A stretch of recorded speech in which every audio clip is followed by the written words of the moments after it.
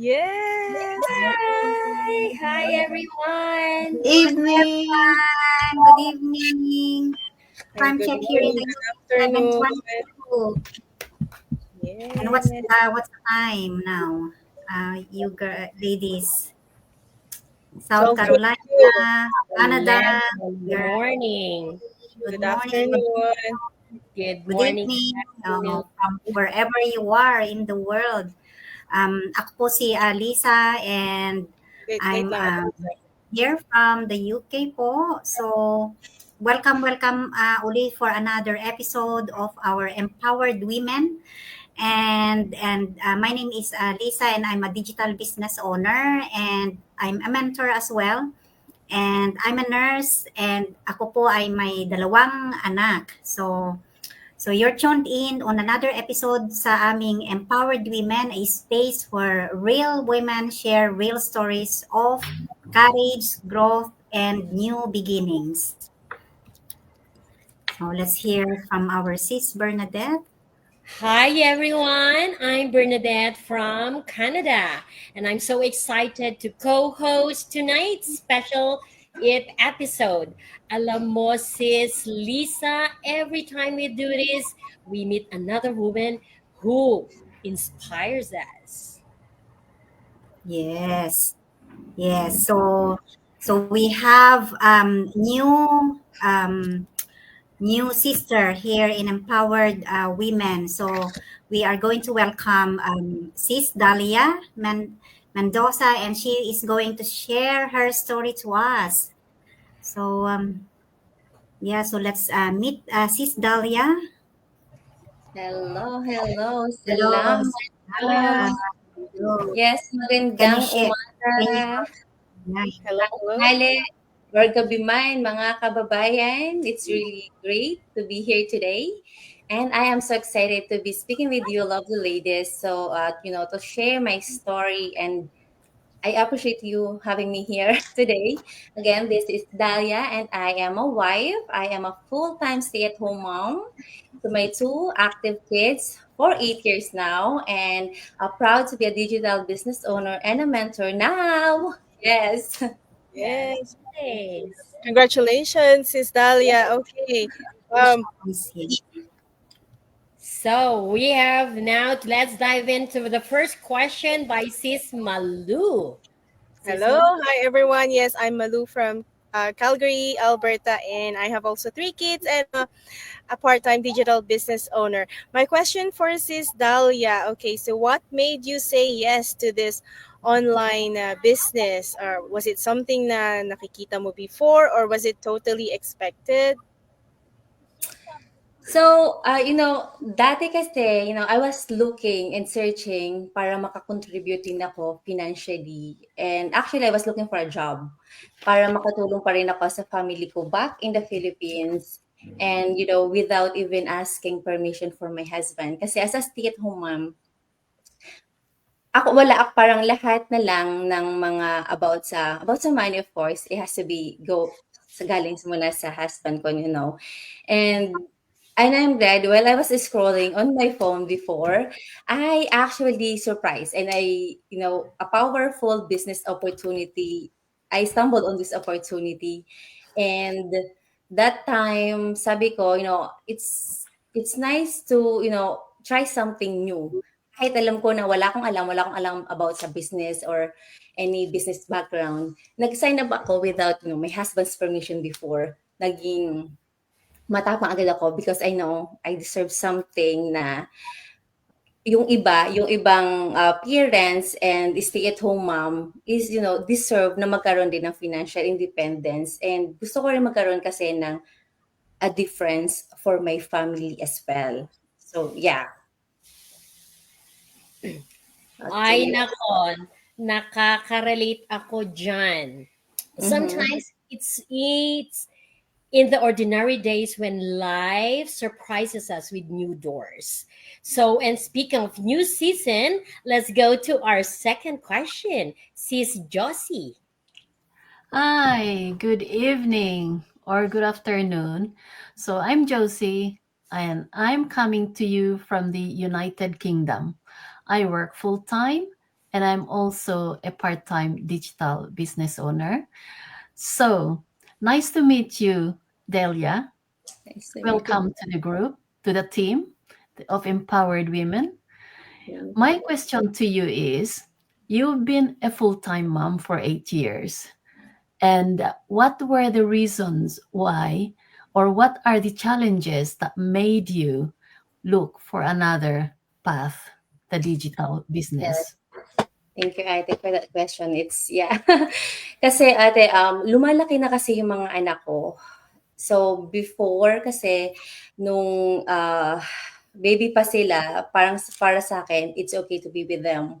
I wanted to, like, yun talaga yung pangarap ko, maging mommy full-time, nakita ko yung mga milestone nila. But then, of course, as they grow, they have a bigger needs then, and one income is not enough. Aminin natin yan. And if we wanna live comfortable dito sa US, gusto natin magkaroon ng another source of income, like a plan B. And gusto ko rin naman na mag-grow as a mom kasi feeling ko I was stuck being a mom and I'm not growing. So I am so grateful that there's a business opportunity kagaya ng meron tayo ngayon.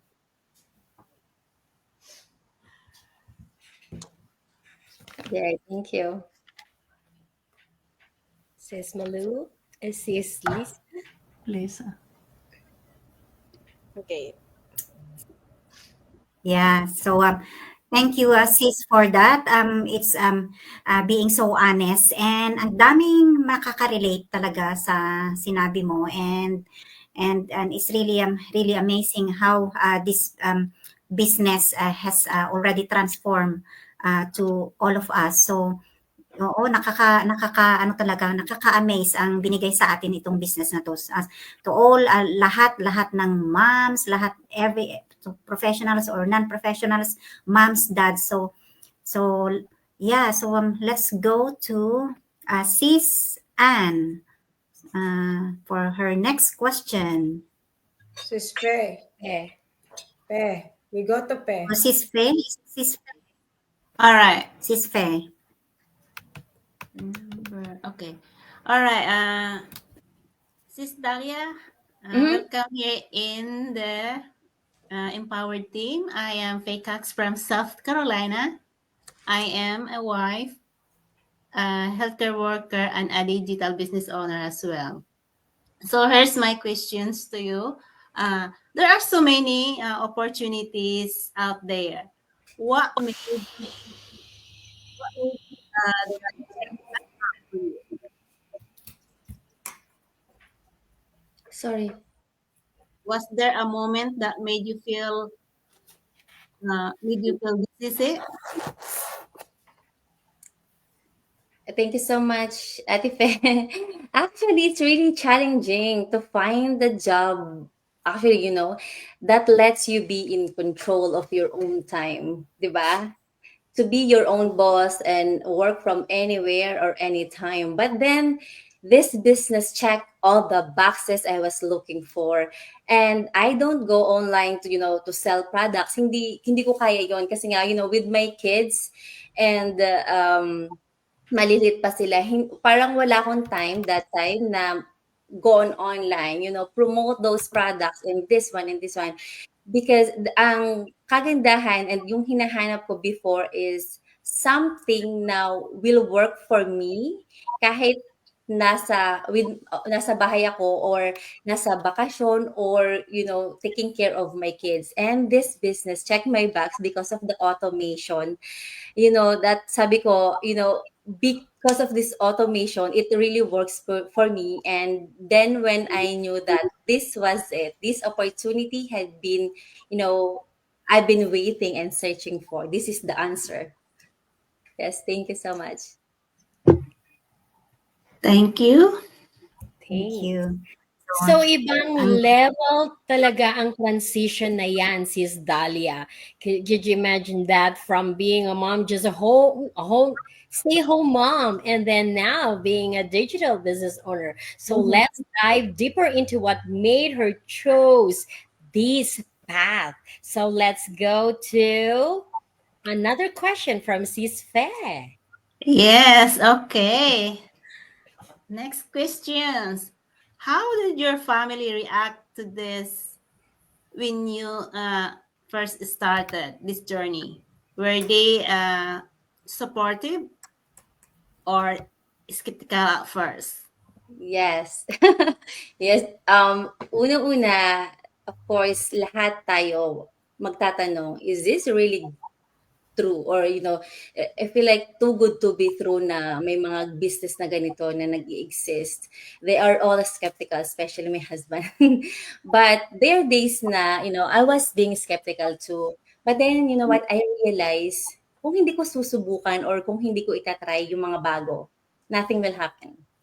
And I will be stuck forever. Kung palaging, takot, negativity, yung uunahin natin, I will be never, successful in life, and I will never grow, and I will never be like a good example to my kids. It's always on, our mindset. And this business truly shifted my mindset.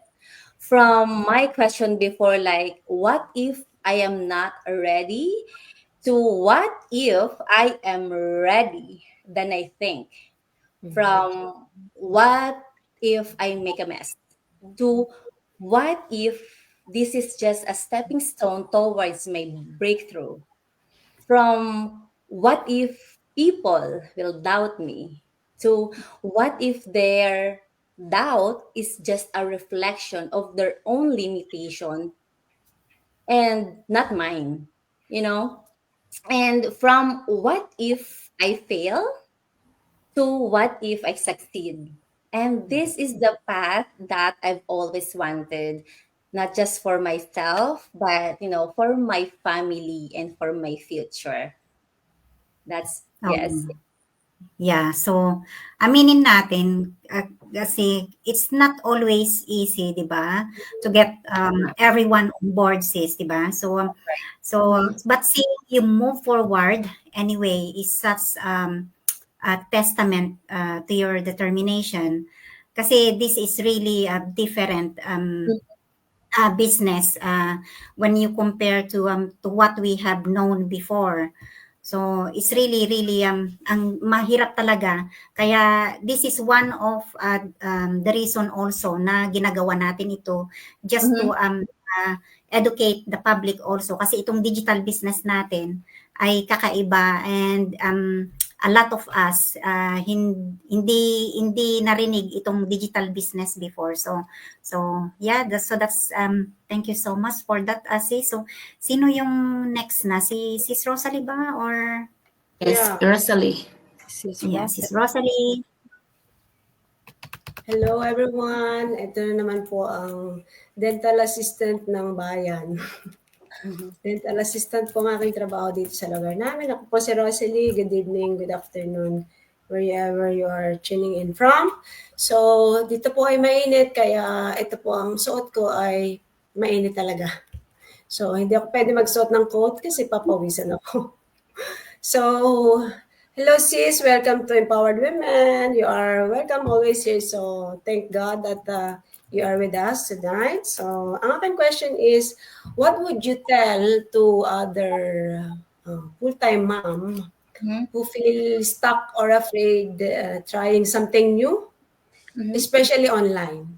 Yes. Thank you. Yes. For all stay-at-home moms out there, our children grow up so fast, and we know every moment is a blessing, a memory you'll carry forever, right? But just because you choose to be home with them, it doesn't mean you have to let go of your financial independence or your ability to provide for your family.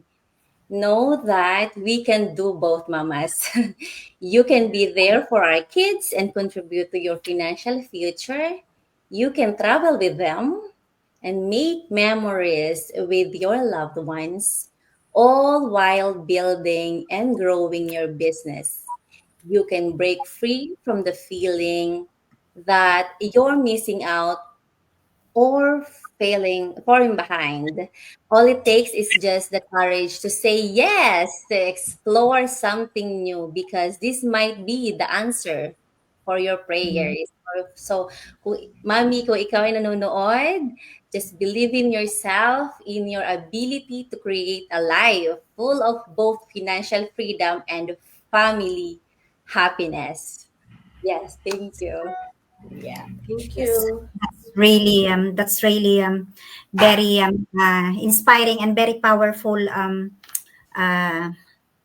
powerful statement, Sis Dalia, di ba?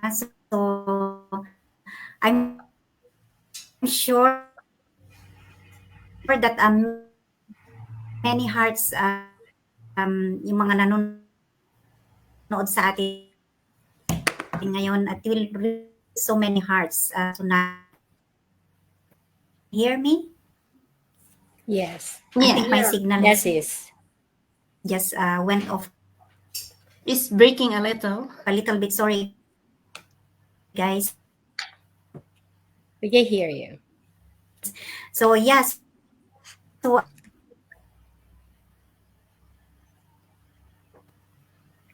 So we're back. So yeah, so that's what happens. It's the signal The signal. problem. Yeah, it's okay. Watching us. So Alda, yeah, and thank you very much, sis. And yeah, a lot of people will be inspired of what you have just said tonight. And so before we wrap up today, so we were just going to say a little bit about what we want to kung ano yung gusto nating sabihin sa ating mga manonood. So let's just start to sino bang is unahin natin. Ano na lang natin? So Sis Josie. Hi, hello. So, if you have been watching tonight and thinking of joining this fantastic business, don't wait. There is no such thing as the perfect moment. Not in my book anyway. Just start. Your breakthrough could be your decision today. So here's my website. It's www.kimayongjslifestyle.com. You can connect with any of us here. Thank you. Sis Malu. Yes. Malu. Yes, can you hear me? Okay, Yeah. hi. Okay. Naririnig niyo pa? Okay. So, ito po yung aking website, www.digitalmsconsulting.com. Takeaway natin for tonight is hindi mo kailangan maging tech-savvy or super confident. Kailangan mo lang mag-start at kailangan mong maging coachable and you have the willingness to learn and then everything else follows. And gusto ko lang idagdag din, thank you Sis Dalia for joining tonight. Gusto ko lang idagdag kasi na-interview ko rin siya sa aking sariling episode sa Road to Freedom Ilocanos with Malu. Si Sis Dalia ay naregaluhan ng napakabait na 2 anak na yung kanyang kindergarten is nasa level grade 3, di ba? Tama, genius yung anak niya. Wow. Yun yung Yes. advantage ka. Full-time mom ka talaga. Yung super hindi mo lang na manage yung business mo. Talagang natututukan mo pa yung pag-aalaga at pag-aruga sa mga anak mo. Kaya ayan, maraming salamat. Ayan, si Sis Fe naman ang susunod na magbigay ng kanyang takeaways. All right, to all viewers who are watching, we hope we inspired you by our story. This business really give me back my time, my dream, my time to build the life that I want to live. And now I'm helping others to build their dreams. That success and dreams are achievable. All right, and yes, my website is here, www.fakeax.net. Sign up and watch the free webinar just like we did. All right, bye. Sis Rosalie. Rosalie. Yeah. If you're watching this and thinking, I wish that was me. It can be. Just be brave enough to try. Connect with us kahit saan nyo gusto. Otherwise, this is my website, www.rosalico.com. Be inspired po. See you in the inside. God bless. Ciao. Lisa?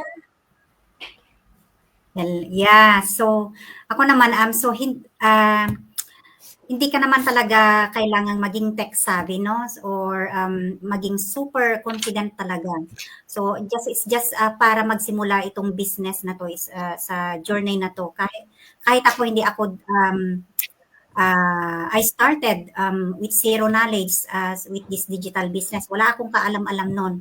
Ang pinaka-importante lang talaga ay yung willingness mo para matuto on this digital business. Kasi once nabukas ang isip mo, just need to be open-minded.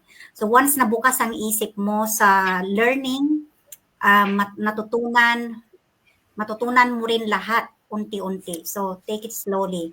Confidence, darating yan habang ginagawa mo. So yung skills na nakukuha yan talaga sa practice, di ba? So sa lahat naman ng bagay na natutunan basta't may puso ka at yung parang gusto mong, kung hindi ka talaga sumusuko at saka gusto mo talagang ma-change yung life mo. So that's you just need to be open-minded. So don't let fear or doubt stop you. Start with your willingness and trust in yourself, and everything will follow, guys. So once again, my name is Lisa, and my website, kung gusto nyong, I'm one of the mentors here as well.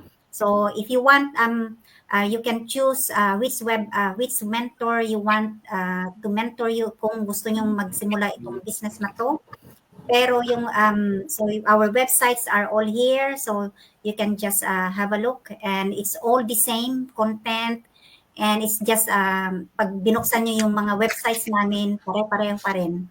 So, but kung gusto nyo pumunta sa website ko, my website is www.mamalisa-an.com, and libre po. Wala kang babayaran if you want to check the training. And hi, thank you very much, guys, yes, ladies.